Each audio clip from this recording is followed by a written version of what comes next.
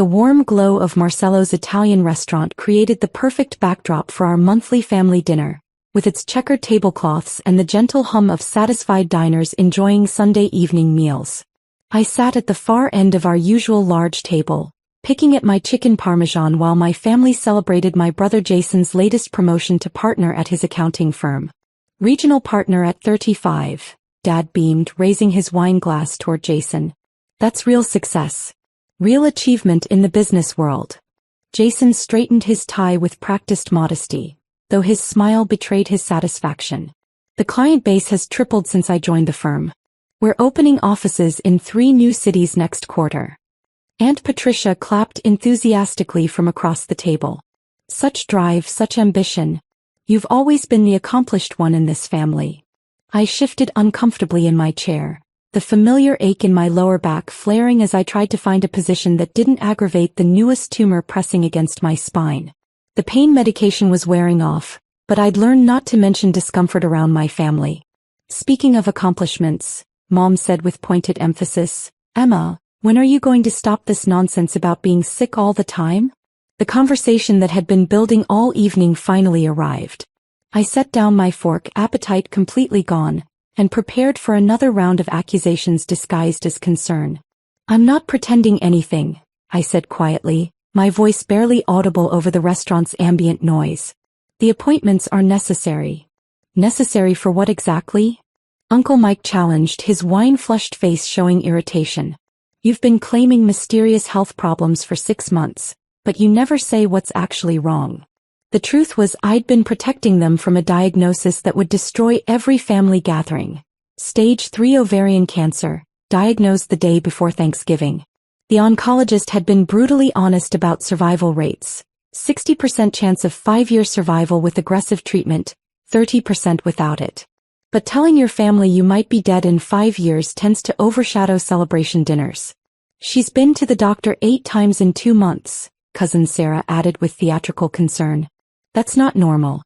Nobody gets that many medical appointments unless they're a hypochondriac. Or attention-seeking, Jason said with the casual cruelty that only siblings master. Ever since I made partner, Emma's suddenly developed all these health issues. Classic jealousy behavior. The accusations stung more than the physical pain radiating through my abdomen. While Jason celebrated his business success, I'd been quietly undergoing chemotherapy sessions that left me nauseous for days. While he networked at corporate events, I spent my evenings researching clinical trials and experimental treatments. I think it's medical anxiety, Mom announced to the table with diagnostic certainty. Some people become obsessed with the idea of being sick. They manufacture symptoms and convince themselves something's wrong. Aunt Patricia nodded knowingly. My friend's daughter had the same thing. Always running to doctors claiming mysterious illnesses. Turned out to be pure psychology. The weekly doctor visits are particularly suspicious, Dad added, cutting his veal with deliberate precision. Real sick people don't need to see doctors that frequently. Emma's creating medical drama because she can't handle Jason's success.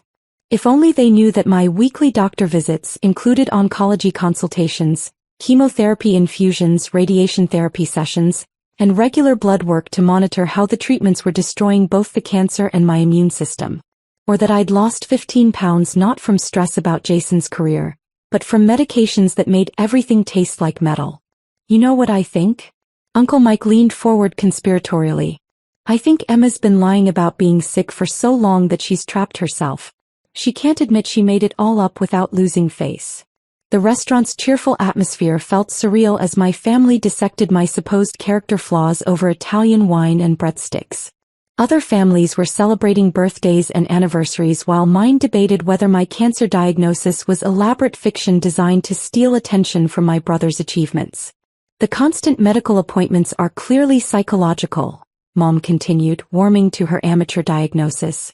Healthy 29-year-old women don't need to see doctors every week. It's obviously anxiety manifesting as physical symptoms. My phone buzzed against my purse. A text from Dr. Rodriguez's office reminding me about tomorrow's scan results appointment. The ones that would determine if the latest chemotherapy cocktail was shrinking the tumors or if we needed to discuss more aggressive treatment options. Are you even listening, Emma? Jason's sharp voice cut through my thoughts. We're trying to help you recognize this attention-seeking behavior. I appreciate your concern, I said, my standard response after months of defending diagnoses I couldn't share. But my medical situation is more serious than you realize. Cousin Sarah laughed, the sound cutting through the restaurant's ambient warmth. More serious? Emma, if you were really sick, you'd tell us what was wrong. The secrecy proves it's all in your head. Through the restaurant's front window, I noticed a familiar figure approaching the entrance. Dr. Rodriguez, my oncologist, heading directly toward Marcelo's with what looked like a medical file under his arm. My stomach clenched with dread as I realized he was probably coming to discuss my latest test results in person, something he only did when the news was particularly bad. Dr. Rodriguez entered Marcelo's with the purposeful stride I'd come to associate with serious medical discussions. He was still wearing his hospital scrubs under a long coat, suggesting he'd come directly from surgery or emergency rounds. His presence in a family restaurant on Sunday evening could only mean one thing. My latest scan results required immediate attention. Emma, you're not even paying attention, Mom complained, following my gaze toward the entrance. This is exactly the kind of behavior that proves. She stopped mid-sentence as Dr. Rodriguez approached our table with professional concern etched across his face. The medical file in his hands was unmistakably marked with the bright red, oncology label that I'd learned to dread over the past 6 months. Miss Thompson, Dr. Rodriguez said, his voice carrying the gentle authority that oncologists develop when delivering difficult news. I apologize for interrupting your dinner, but I need to discuss your latest imaging results immediately. The table fell silent except for the distant clatter of dishes from the restaurant kitchen. My family stared at the distinguished doctor in his hospital attire, their expressions shifting from annoyance to confusion. Dr. Rodriguez, I said quietly, couldn't this wait until tomorrow's appointment? The scans show progression that requires urgent discussion, he replied, glancing at my family with professional courtesy. The metastatic spread is more extensive than we anticipated. We need to adjust your treatment protocol immediately. Uncle Mike's wine glass stopped halfway to his lips. Metastatic spread? Dr. Rodriguez looked to me questioningly. Miss Thompson, have you discussed your diagnosis with your family? I've been trying to protect them, I said, my voice barely above a whisper. They think I'm making everything up for attention. The doctor's eyebrows rose slightly as he processed this information. His experience with cancer families had clearly taught him about the various ways people cope with devastating news, but my family's skepticism seemed to surprise him. I see, he said carefully. Miss Thompson, given the urgency of your situation, perhaps it would be appropriate to clarify your medical status with your loved ones. Jason's face had gone pale. Medical status? Emma, what is he talking about? Dr. Rodriguez opened the file and pulled out several imaging films, holding them up to the restaurant's warm lighting. These are your sister's latest CT scans. The white areas indicate metastatic ovarian cancer that has spread to her liver, lungs, and lymph nodes. Mom's hand flew to her throat. Cancer? But she never said. Stage 3C ovarian adenocarcinoma, Dr. Rodriguez continued with clinical precision. Diagnosed 6 months ago. Ms. Thompson has been undergoing aggressive chemotherapy and radiation therapy, which explains her frequent medical appointments. The accusation of attention-seeking behavior hung in the air like smoke from an extinguished candle. Dad set down his fork with trembling fingers, the sound abnormally loud in the sudden silence. Your sister has been remarkably brave, Dr. Rodriguez said, addressing the table directly. Most patients in her condition would have disclosed their diagnosis immediately to receive family support during treatment. Aunt Patricia's voice came out as a strangled whisper. 6 months. She's been fighting cancer for 6 months while you accused her of faking illness for attention, Dr. Rodriguez finished, his tone carefully neutral but pointed. Ms. Thompson specifically requested that I not contact family members because she wanted to protect you from worry. Cousin Sarah looked like she was going to be sick. But we said such horrible things. We said she was lying. The weekly medical appointments that concerned you, Dr. Rodriguez explained, include chemotherapy infusions, radiation therapy sessions, blood work monitoring, and consultations about treatment options. Your sister's medical care is quite complex and time-intensive. Jason finally found his voice, though it cracked with emotion. "Emma, why didn't you tell us? We could have helped, supported you. I wanted you to have normal family dinners," I said, tears finally spilling over. "I wanted celebrations of your promotion and discussions about vacation plans. I didn't want every conversation to be about cancer and treatment schedules and survival statistics." Dr. Rodriguez checked his watch with practiced compassion. "Miss Thompson, we really do need to discuss the latest results. The progression requires immediate adjustment to your treatment plan." "Progression?" Dad's voice was barely audible. "Is she?" "The cancer is advancing faster than we hoped," Dr. Rodriguez said gently. "We need to explore more aggressive treatment options, possibly including surgical intervention and experimental therapies." The cheerful sounds of Marcelo's restaurant continued around us.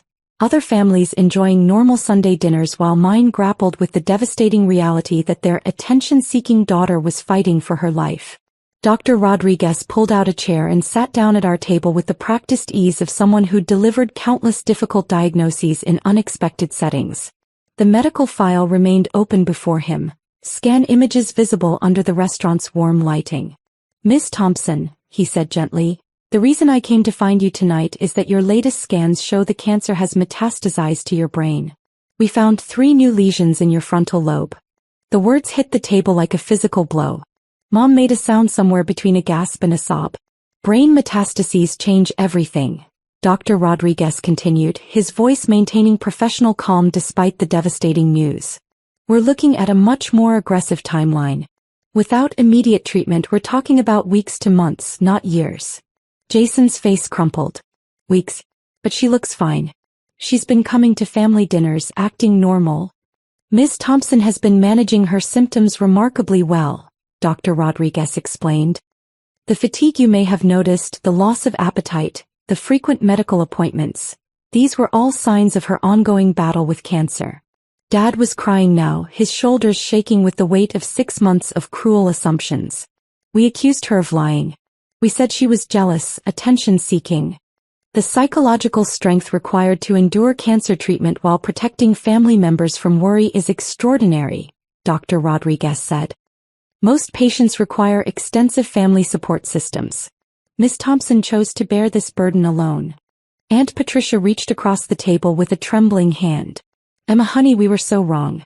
So incredibly wrong. There's more you should know," Dr. Rodriguez continued, consulting his notes. "Miss Thompson has been paying for her own treatment entirely. Her insurance was cancelled 6 months ago due to what appears to be fraudulent activity by someone with access to her personal information." Uncle Mike looked confused. "Fraudulent activity? Someone has been using Miss Thompson's identity to access family trust fund accounts, which triggered automatic insurance cancellation for suspected fraud. She's been paying for chemotherapy and radiation out of her savings rather than burden the family with insurance complications." The revelation hung in the air like a poison cloud. Jason's accounting expertise had given him access to family financial records, including Emma's insurance information and trust fund details. "I've been working with Treasury investigators," Dr. Rodriguez continued, apparently aware of more than just medical details. "The financial fraud investigation will likely result in criminal charges." Jason's face went white. "I can explain. You've been stealing from your sister while she fought cancer?" Dad's voice rose above the restaurant's ambient noise, drawing stares from nearby tables. "You took her money while she was dying?" Dr. Rodriguez closed the file with quiet authority. "Miss Thompson, we need to transport you to the hospital tonight. The brain lesions require immediate intervention. We're looking at surgery tomorrow morning." As my family processed the devastating reality that their mockery had been directed at someone whose cancer had just spread to her brain, whose money had been stolen during her fight for survival, I felt a strange sense of relief. The truth was finally out, even if it had taken brain metastases to reveal it. "The ambulance is waiting outside," Dr. Rodriguez said gently. "It's time to go." The ambulance ride to Georgetown Hospital felt surreal after 6 months of hiding my condition from the people who should have supported me most. Through the rear window, I could see my parents' car following behind us, their headlights wavering as Dad struggled to drive through his tears. Dr. Rodriguez sat beside me, monitoring my vitals while explaining the surgical procedure that would attempt to remove the brain tumors. Your family will want to be involved in treatment decisions now, he said gently. No more protecting them from the truth. They hate themselves, I whispered, the words barely audible over the ambulance's equipment hum. They spent months calling me a liar while I was dying. Guilt is a powerful motivator for change, he replied. They'll have a chance to support you properly now. At the hospital, my family filled the waiting room while I was prepped for emergency surgery. Through the glass doors, I could see Jason speaking intensively with what appeared to be federal investigators. His financial fraud case moving forward even as his sister faced brain surgery. Mom held my hand before they wheeled me to surgery, her face streaked with tears. I'm so sorry, Emma. We were horrible to you. We failed you when you needed us most. You didn't know, I said, though the words felt hollow. We should have known. We should have trusted you. We should have seen the signs. As the anesthesia took effect, I thought about the irony that it had taken brain cancer to finally make my family understand that some truths are too devastating to share casually over Italian dinner. Some battles, after all, are fought in silence until silence becomes impossible.